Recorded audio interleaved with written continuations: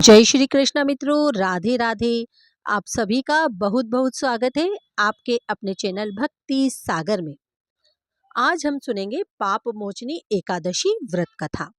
अर्जुन ने भगवान श्री कृष्ण से कहा, हे मधुसूदन, आपने फाल्गुन मास के शुक्ल पक्ष की एकादशी अर्थात आमलकी एकादशी के बारे में विस्तार पूर्वक बतलाया। चैत्र माह की कृष्ण पक्ष में आने वाली एकादशी का क्या नाम है तथा उसकी विधि क्या है, कृपा करके आप मेरी बढ़ती हुई जिज्ञासा को शांत करें। भगवान श्री कृष्ण ने कहा, हे अर्जुन, चैत्र मास के कृष्ण पक्ष की एकादशी को पाप मोचनी एकादशी के नाम से जाना जाता है। एक बार की बात है, पृथ्वीपति राजा मानधाता ने लोमश ऋषि से यही प्रश्न किया था जो तुमने मुझसे किया है। अतः जो कुछ भी ऋषि लोमस ने राजा मानधाता को बतलाया वही मैं तुमसे कह रहा हूँ। राजा मानधाता ने धर्म के गृहत्तम रहस्यों के ज्ञाता महर्षि लोमस से पूछा, हे ऋषि श्रेष्ठ, मनुष्य के पापों का मोचन किस प्रकार संभव है? कृपा कर कोई ऐसा सरल उपाय बताएं जिससे सभी को सहज ही पापों से छुटकारा मिल जाए। महर्षि लोमस ने कहा, हे नृपति, चैत्र मास के कृष्ण पक्ष की एकादशी का नाम पाप मोचनी एकादशी है। उसके व्रत के प्रभाव से मनुष्यों के अनेक पाप नष्ट हो जाते हैं।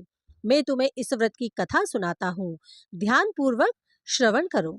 प्राचीन समय में चैत्ररथ नामक एक वन था। उसमें अप्सराएं किन्नरों के साथ विहार किया करती थी। वहां सदैव वसंत का मौसम रहता था, अर्थात उस जगह सदा नाना प्रकार के पुष्प खिले रहते थे। कभी गंधर्व कन्याएं विहार किया करती थी, कभी देवेंद्र अन्य देवताओं के साथ क्रीड़ा किया करते थे। उसी वन में मेधावी नाम के एक ऋषि भी तपस्या में लीन थे। वे शिव भक्त थे। एक दिन मंजू घोषा नामक एक अप्सरा ने उनको मोहित कर उनकी निकटता का लाभ उठाने की चेष्टा की। इसलिए वह कुछ दूरी पर बैठ वीणा बजाकर मधुर स्वर में गाने लगी। उसी समय शिव भक्त महर्षि मेधावी को कामदेव भी जीतने का प्रयास करने लगे।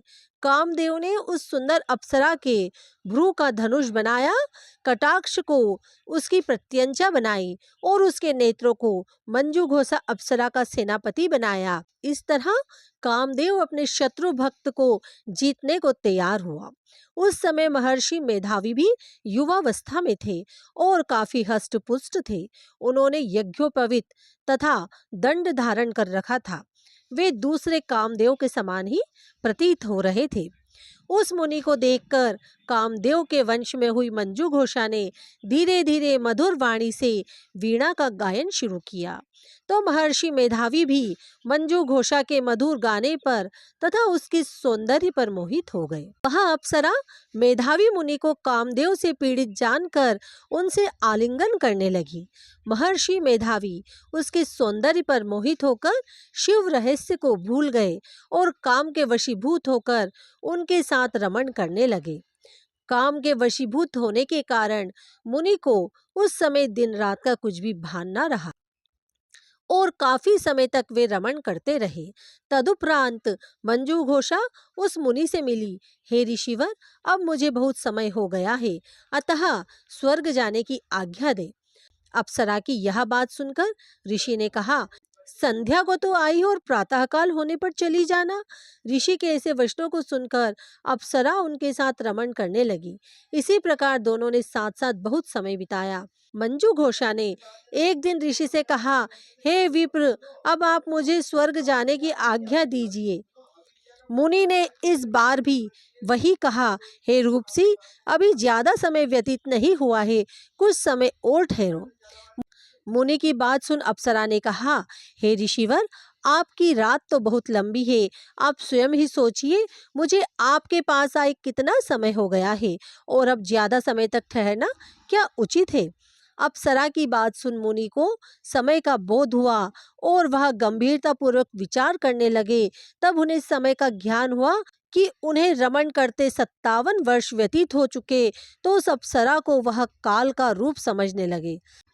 इतना ज्यादा समय भोग विलास में व्यर्थ चला जाने पर उन्हें बड़ा क्रोध आया। अब वह भयंकर क्रोध में जलते हुए उस तप नाश करने वाली अप्सरा की तरफ भ्रकुटी तान कर देखने लगे। क्रोध से उनके अधर कांपने लगे, इंद्रियां बेकाबू होने लगी। क्रोध से थरथराते स्वर में मुनि ने उस अप्सरा से कहा, मेरे तप को नष्ट करने वाली दुष्टा, तू महापापिन और बहुत ही दुराचारिणी है। तुझ पर धिक्कार है। अब तू मेरे श्राप से पिशाचनी बन जा। मुनि के क्रोध युक्त श्राप से वह अप्सरा पिशाचनी बन गई। यह देखकर वह व्यथित होकर बोली, हे ऋषिवर, अब मुझ पर क्रोध त्याग कर प्रसन्न होइए और कृपा करके बताइए इस शाप का निवारण किस प्रकार होगा। विद्वानों ने कहा, साधुओं की संगत अच्छा फल देने वाली होती है, पर आपके साथ तो मेरे बहुत वर्ष व्यतीत हुए हैं, अतः अब आप मुझ पर प्रसन्न हो जाइए, अन्यथा लोग कहेंगे कि एक पुण्य आत्मा के साथ रहने पर मंजू घोषा को पिशाचनी बनना पड़ा। मंजू घोषा की बात सुन मुनि को अपने क्रोध पर अत्यंत ग्लानि हुई, साथ ही अपनी अपकीर्ति का भय भी हुआ। अतः पिशाचनी बनी मंजू घोषा ने मुनि से कहा, तूने मेरा बड़ा बुरा किया, किंतु फिर भी मैं तुझे इस श्राप से मुक्ति का उपाय बतलाता हूँ। चैत्र मास के कृष्ण पक्ष की जो एकादशी है उसका नाम पाप मोचनी एकादशी है। उस एकादशी का उपवास करने से तेरी पिशाचनी की देह से मुक्ति हो जाएगी। ऐसा कहकर मुनि ने उसको व्रत का सब विधान समझा दिया। फिर अपने पापों का प्रायश्चित करने के लिए वे अपने पिता च्यवन ऋषि के पास गए। च्यवन ऋषि ने अपने पुत्र मेधावी को देखकर कहा, हे पुत्र, ऐसा क्या किया है तूने कि तेरे सभी तप नष्ट हो गए हैं, जिससे तुम्हारा समस्त तेज मलिन हो गया है। मेधावी मुनि ने लज्जा से अपना सिर झुकाकर कहा, पिताश्री, मैंने एक अप्सरा से रमण करके बहुत बड़ा पाप किया है। इसी पाप के कारण संभवतः मेरा सारा तेज और मेरे तप नष्ट हो गए हैं। कृपया करके आप इस पाप से छूटने का उपाय बतलाइए। ऋषि ने कहा, हे पुत्र, तुम चैत्र माह के कृष्ण पक्ष की पाप मोचनी एकादशी का विधि तथा भक्ति पूर्वक उपवास करो, इससे तुम्हारे सभी पाप नष्ट हो जाएंगे। अपने पिता च्यवन के वचनों को सुनकर मेधावी मुनि ने पाप मोचनी एकादशी का विधि पूर्वक व्रत किया। उसके प्रभाव से उनके समस्त पाप नष्ट हो गए।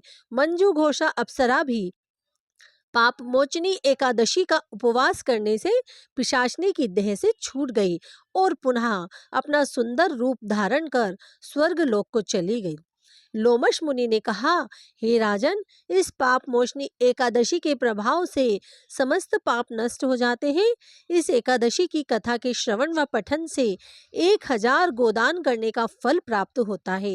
इस उपवास को करने से ब्रह्म हत्या करने वाले, स्वर्ण चुराने वाले, मद्यपान करने वाले, अग्मया गमन करने वाले आदि भयंकर पाप भी नष्ट हो जाते हैं और अंत में स्वर्गलोक की प्राप्ति होती है। पाप मोचनी एकादशी कथा पूर्ण हुई। धन्यवाद।